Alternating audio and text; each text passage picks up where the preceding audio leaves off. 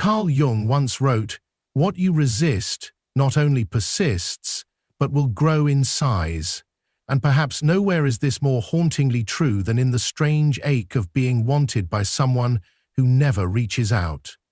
You feel it in their gaze, in their hesitation, in the silent weight of moments that should have become something more. There are no calls, no texts, no messages. Only the lingering sense that something was real, something stirred in them, and yet they disappeared. It is not rejection in the traditional sense. It is absence with a pulse, silence with intention. Why would someone who clearly desires you choose distance? Why would they feel drawn and yet retreat? To understand this, we begin with part 1, the inner conflict when desire meets fear. At the center of Jungian psychology lies the recognition that the human psyche is not a singular will, but a constellation of opposing forces. There is the conscious self, shaped by identity and image, and then there is the unconscious, a vast reservoir of repressed truth, longing, memory, and fear. And when desire enters the equation, these inner divisions are thrown into sharp relief. When someone meets you and senses not just beauty or compatibility, but a kind of soul recognition, it evokes more than affection. It stirs something ancestral. Jung called this the encounter with the anima in men, the inner feminine image that represents emotion, vulnerability, connection. A man who meets a woman aligned with his anima is not simply attracted, he is summoned. She becomes a mirror to all that is still unresolved within him. But with this recognition comes terror, because to step toward her is not just to enter a relationship, it is to descend into himself. And this is where the shadow awakens. The shadow is everything a person has disowned: fear, shame, weakness, desire itself. And when a relationship has the power to bring this shadow into view, it becomes not only desirable, but dangerous. That is the psychic split. One part of them wants you, the other fears the death of who they have pretended to be. This fear is not always conscious. It may disguise itself as excuses, logic, or delay. It's not the right time. They probably don't feel the same. But beneath those narratives is an inner child whispering, "This isn't safe." Their silence is not about you. It is about the battlefield within them. Jung believed that until the unconscious is made conscious, it governs us, and we call it fate. So when someone disappears from your life while still desiring you, they are not rejecting you. They are obeying the deeper forces within them that you unknowingly awakened. You are not the cause of their silence. You are the mirror reflecting the part of themselves they were not ready to face. And that is why, even though you did nothing wrong, they vanish. Not because they feel nothing, but because what they feel threatens to undo everything they thought they knew about themselves. Part 2. The shadow and emotional repression.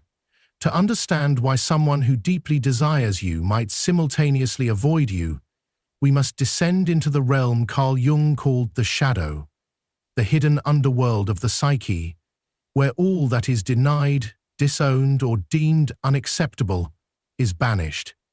The shadow is not merely the dark or the evil in us. It is everything we were told not to be, everything we learned to conceal in order to survive, our unmet needs, our suppressed grief, our stifled rage, our unloved longings. And yet, it does not vanish. It becomes psychic residue, living and breathing in the unconscious, shaping behavior through disguise and projection. When you evoke something sacred in another, when your presence touches the deepest fibers of their soul, you also awaken what has been buried. You do not just stir desire, you stir remembrance. Emotional repression is not always conscious. Most people do not know they are avoiding something. They do not say, "I am fleeing from my wound." Instead, they feel discomfort in your presence, unease in your silence, tension in your gaze. They scroll past your name not with indifference, but with a sudden, unexplainable ache. Their body remembers what the mind has forgotten. They may be unaware that your kindness, your energy, your openness reminds them of a time when love was withheld, when emotion was unsafe, when being seen meant being punished, and so their instinct is to disappear. Not because they do not feel, but because they feel too much, and those feelings threaten the fragile fortress they've built around their identity. You, through no fault of your own, represent the emotional flood they have long kept behind psychic dams. Jung once said, "What you resist not only persists, but grows in size." The more they resist the pull toward you, the stronger it becomes. But resistance is the only language their wounded self knows. That is why they may think of you constantly, yet cannot reach out. They are not resisting you. They are resisting the part of themselves that comes alive in your presence. Their fear is not of rejection by you. It is the terror of having to confront the emotional landscape they have spent years avoiding. Your love, your care, your attention, instead of feeling safe, feels like exposure, like standing in a blinding light after a lifetime in darkness. And so they run. They block, ghost, stay silent, not because they do not care, but because caring has become unbearable. This is the nature of the shadow. It sabotages what it yearns for. It convinces the ego to retreat, to fabricate reasons, to construct emotional walls that feel like safety but are actually prisons. Until the unconscious is made conscious, it governs from behind the scenes, and we call it fate. This is why even profound soul connections can collapse before they ever begin. Not because the connection is false, but because it is too true. True enough to unearth every buried emotion, every suppressed memory, every internal war. You are not the danger. You are the mirror. And the shadow fears its own reflection. The third doorway into this mystery is what Jung called the persona, the mask crafted to meet the world. This is the identity one learns to wear like armor, shaped by the expectations of others, by cultural norms, by childhood necessity. It is the image they have chosen, often unconsciously, to present as truth, the composed one, the independent one, the one who needs no one. But what happens when someone like you comes along, and your presence, without trying, makes that mask tremble? Jung taught that when the distance between the persona and the true self grows too wide, the soul becomes strained. That strain begins to fracture the illusion. If the person who desires you has built their persona around invulnerability, around logic, aloofness, performance, or emotional restraint, then you, by simply existing in your authenticity, create a dissonance. You trigger a deeper truth within them, not by force, but by resonance. Reaching out to you would not be a simple act of connection, it would be a psychic rupture. It would require them to contradict everything they've told others and themselves about who they are. They've claimed they don't do emotions. They've sworn they don't believe in love. They've insisted they're not looking for anything real. And yet, here you are, inviting their truest self forward simply by being you. But here lies the core of the dilemma. The persona offers safety, but love demands surrender. It demands exposure. And for someone who has hidden behind a curated mask for years, perhaps a lifetime, your emotional presence feels less like a comfort and more like a mirror that reflects not only desire, but the buried, raw self they've long disowned. Your kindness feels like a spotlight. Your depth feels invasive. Your acceptance feels dangerous, not because of what you are doing, but because of what they fear you'll see. So they hide, not because they don't care, but because they care so much that the structure they've built around their identity cannot withstand the weight of their longing. Jung understood that the persona, when over-identified with, becomes brittle. It cannot absorb change. If they reach out and you do not mirror their hope, their ego shatters. So they choose silence, not because they are indifferent, but because they fear the collapse that reaching out could bring. Silence becomes their last defense, their last illusion of control. The persona wants admiration, the soul wants truth. But the soul is raw, unscripted, terrifying in its openness. To love you would mean choosing truth over image, soul over survival strategy, and unless they are ready to surrender the persona, to allow the mask to fall and the real self to emerge, they will keep retreating into the very performance that is suffocating them. Not because you are wrong for them, but because they are not yet ready to be that unmasked version of themselves. You, unknowingly, have become the catalyst of their transformation. And not everyone is ready to meet the one who calls the mask to fall. The fourth dimension of this mysterious silence lies within one of Jung's most profound teachings, the anima and the animus. These archetypal energies represent the unconscious feminine within man and the unconscious masculine within woman. They are not mere psychological ideas, but living symbols, ancient forces that shape the way we fall in love, the way we seek completion, and the way we unconsciously project our soul's longing onto another. When someone feels drawn to you but cannot come close, it is often because you are not simply a person in their eyes. You are an emblem of something buried, something sacred, something they have disowned within themselves. You mirror their inner opposite, and in doing so, you awaken a part of them that has long been dormant. For a man, the anima carries his intuitive, emotional, and relational nature. The gentle inner voice often silenced by cultural conditioning. When he meets a woman who embodies this energy with grace and emotional depth, she does more than attract him, she exposes him. She touches the unspoken grief of a heart that has been armored too long. And the more she reflects his buried tenderness, the more his ego resists. He may crave her presence, dream of her voice, feel that ancient pull toward union, yet still flee. Not because she is too much, but because she is too true. To reach for her would mean facing the very vulnerability he has spent a lifetime avoiding. Similarly, for a woman, the animus represents her inner strength, clarity, discernment, and creative fire. In a world that has often punished her boldness, she may have suppressed these qualities to survive. So when she encounters a man who embodies presence, integrity, and grounded masculinity, she is magnetized, but also destabilized. He represents her unrealized potential, and that revelation may inspire both admiration and resistance. She may long for him, yet feel suddenly unworthy, exposed, or overwhelmed. In Jung's view, before we integrate these archetypes, we inevitably project them. We do not fall in love with a person, we fall in love with a symbol, a mirror, a reflection of the unlived story within us. This is why a person may become obsessed with your presence, dream of your touch, replay your words, and yet remain distant. You are the vessel through which their unconscious tries to reach them, and because of that, they do not see you clearly.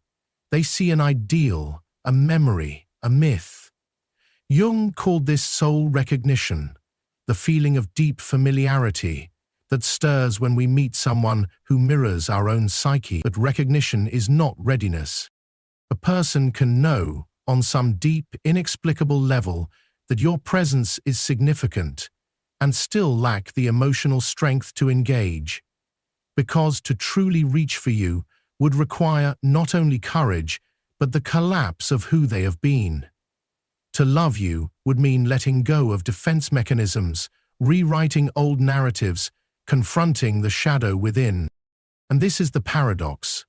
The more transformative the connection, the more terrifying it becomes. You awaken not only desire, but fear. You do not merely stir longing, you stir reckoning. And so, they may choose silence, not from apathy, but from overwhelm. They are not fleeing you. They are fleeing the mirror you hold up to their soul. Part 5. Projection. The invisible veil through which they see you. Carl Jung taught that we do not perceive others as they truly are, but through the lens of our own unconscious world. In every intense connection, especially the ones that stir deep emotion, we project hidden aspects of ourselves onto the other. When someone wants you but cannot bring themselves to contact you, it often has less to do with who you are and more to do with what you represent to their psyche. You become the screen, and their inner world becomes the film. Projection occurs when someone disowns or represses parts of their inner life, and unknown. A person who carries deep shame might assume you will reject them, even if all you've offered is acceptance. Someone who feels emotionally unavailable may accuse you of being distant. A soul that carries unresolved guilt may anticipate betrayal in every kind gesture. When intense desire and unresolved emotion meet, the psyche often erupts in confusion. They may idealize you, fear you, resent you, or avoid you, all without you doing a thing. It is not you they are reacting to, but a symbolic memory of pain that your presence awakens. Many carry emotional wounds from childhood, abandonment, betrayal, emotional starvation, that were never processed. These wounds form internal patterns, what Jung called complexes. When a person encounters someone who unconsciously mirrors a parent, a past partner, or an unresolved heartbreak, the nervous system responds as if history is repeating itself. You might remind them of the one who left, the one who hurt them, the one who made them feel invisible. Even if you are the opposite, the emotional charge is so strong that their body reacts to memory, not reality. "I can't trust anyone right now," they may say. "You don't understand me." But what they truly mean is, "You're stirring something I haven't healed." And so they retreat, not because of who you are, but because of the inner world they have yet to face. In deeper shadow work, projection becomes even more complex. A person carrying unworthiness may unconsciously believe you will eventually confirm their deepest fear, that they are not lovable. So rather than risk being seen and possibly rejected, they sabotage the connection. They ghost you, withdraw, act cold.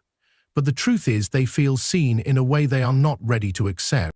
You become a mirror to their shadow, the part of themselves they cannot love, and therefore cannot let you love either.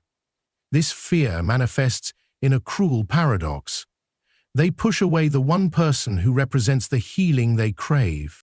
Jung also warned of a dangerous cycle born of projection, idealization, and devaluation. When someone projects their inner longing onto you, they may first idolize you. You are magical, flawless, the missing piece. But no one can live up to that fantasy. When your humanity eventually emerges, when you set a boundary, disappoint them, or simply show your complexity, the illusion collapses. They turn cold, confused, or even cruel. Not because you changed, but because their dream was disrupted. They weren't loving you. They were loving a story. And when that story ends, they retreat. This leaves you bewildered, questioning yourself. But their silence is not a verdict on your worth. It is the collapse of a defense mechanism that could not survive closeness. Projection survives on distance. As long as they stay away, they can preserve the illusion. The fantasy of you is safer than the reality of relating to you, because reality forces them to confront the truth. You are real, and so are they. And in that space there is no room to hide. That is why they may choose silence over connection. Not because they don't care, but because you awaken something they cannot yet face. In the Jungian view, those we project onto are not random. They are initiators of growth. You may not know it, but your presence is a psychic invitation for them to evolve. You stir not only longing, but transformation. And transformation threatens everything the ego has built to feel safe. So even if they want you deeply, they may not be ready for who they would have to become to truly love you. They stay distant, not from disinterest, but from unpreparedness. You are not just a desire, you are a catalyst, and that is a force not everyone is ready to welcome. Part 6. Individuation, and why they are not yet whole enough to step toward you. In the heart of Jungian psychology lies the sacred journey of individuation, a process not of becoming someone new, but of returning to the forgotten essence of who we are. It is the lifelong integration of the conscious and unconscious, the merging of the persona with the shadow, and the union of the inner masculine and feminine energies that reside within each soul. It is not a trend, not a quick spiritual fix. It is an initiation, and that is precisely why someone can desire you deeply and still never make a move. Their soul may feel magnetized by your presence, but their psyche is fractured, still orbiting around an identity built for survival, not transformation. When a person has not walked far enough along the path of individuation, their inner world is marked by contradiction. Their heart may whisper, "This connection feels like the truth," while their ego shouts, "It's a risk you cannot afford." Where a trauma insists on safety, while their body yearns for closeness. They live in a fragmented state, where no part of them has yet become strong enough to hold the full weight of love. Because love, real love, is not a soft landing. It is a mirror. And if they have not faced what lives inside that mirror, they will always retreat before they reach you. The depth of the connection they feel is not the problem. In fact, it is precisely the depth that causes them to pull away. You do not just make them feel wanted, you make them feel seen. And being seen is terrifying for a self that is still built on masks, roles, and borrowed narratives. To move toward you would require a deconstruction of who they thought they were, the stoic one, the independent one, the one who does not need love. But you awaken the longing they buried long ago, and instead of moving forward, they stand frozen at the threshold, afraid of the person they would have to become in order to meet you. Jung taught that many of us are stuck in psychic loops until we do the inner work of integration. Relationships serve as catalysts, but only if we are ready to evolve. If this person has not faced their wounds, if they have not reclaimed their shadow, if they are still controlled by fear or hiding behind the persona, they will interpret love not as salvation, but as danger. You may represent healing, truth, even destiny, but that also means you represent change, and change, to the unready psyche, feels like death. So they go quiet. Not because they don't feel, but because they feel too much.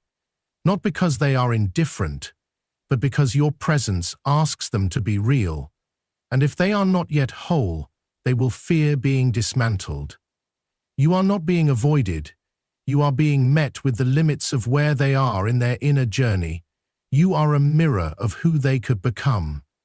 But only they can decide when they are ready to meet that reflection. Part 7. Synchronicity. The unfolding of the soul through divine timing. Carl Jung introduced a concept so subtle and profound that it continues to resonate far beyond psychology and into the realm of spiritual truth.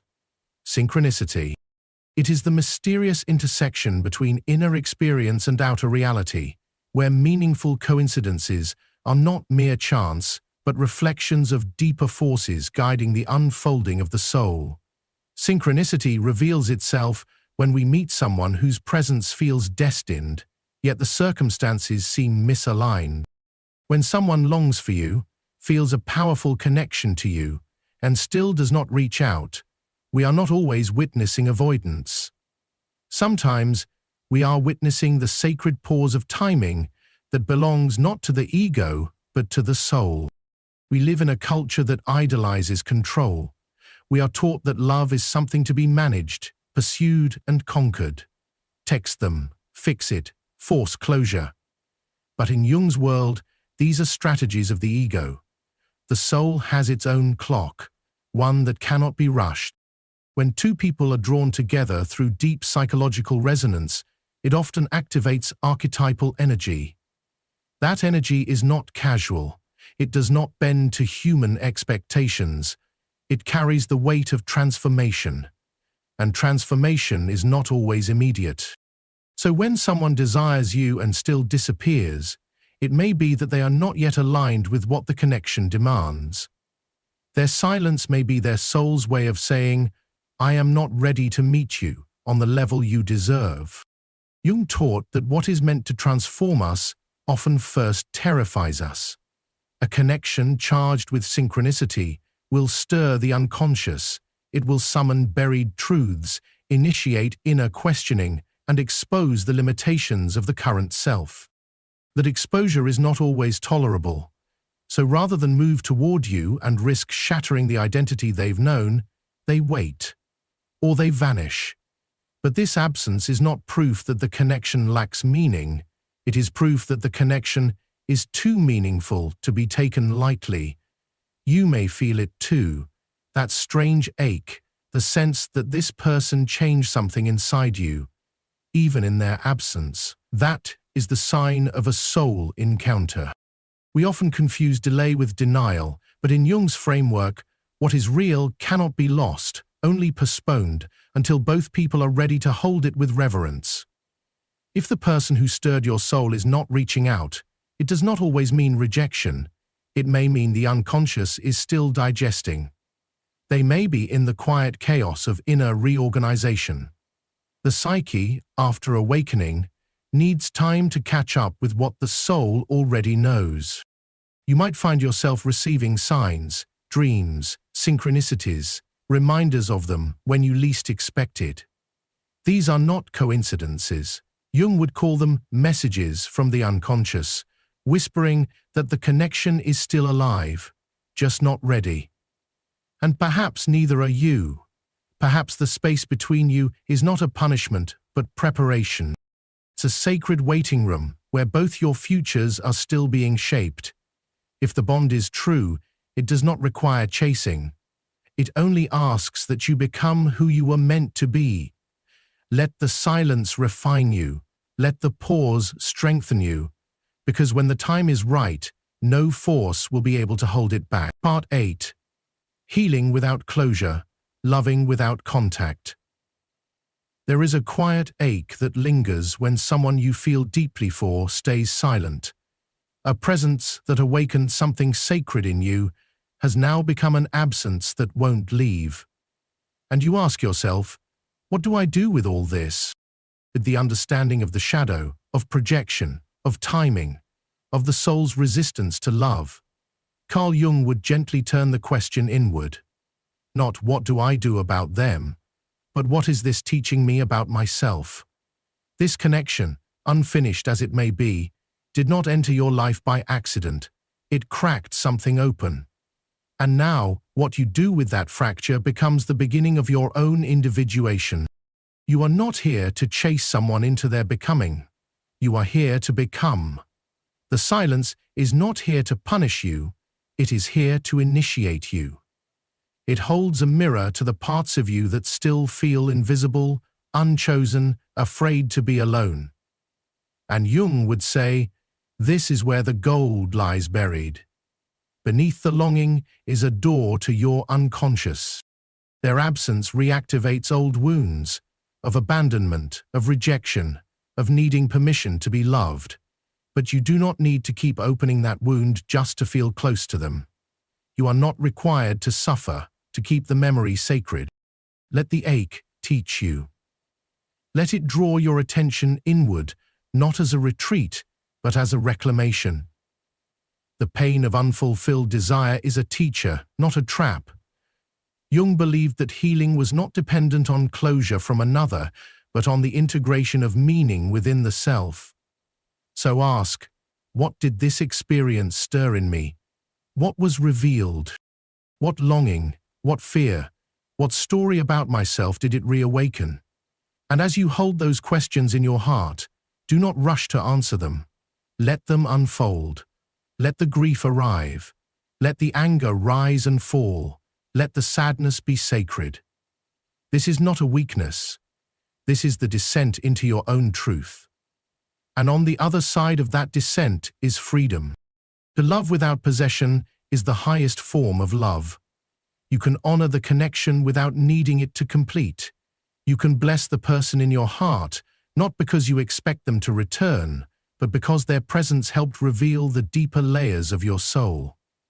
Jung knew that real love is not transactional. It is transformational.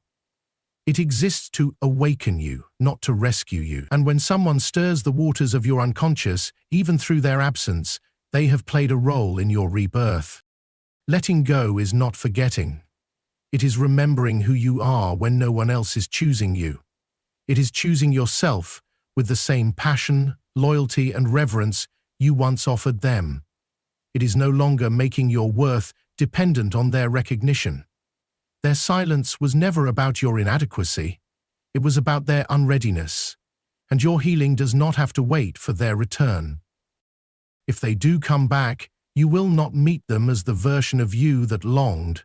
You will meet them as someone who has become whole.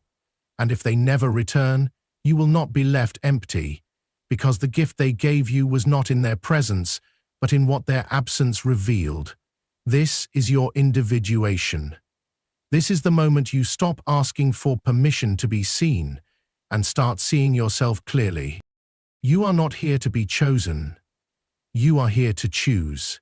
And if you must let them go, do so not from bitterness, but from wisdom. From the understanding that the soul calls us toward those who break us open, not to destroy us, but to awaken us. So rise, not because they stayed, but because you did. And that is what makes you whole. If this message stirred something inside you, don't stop here.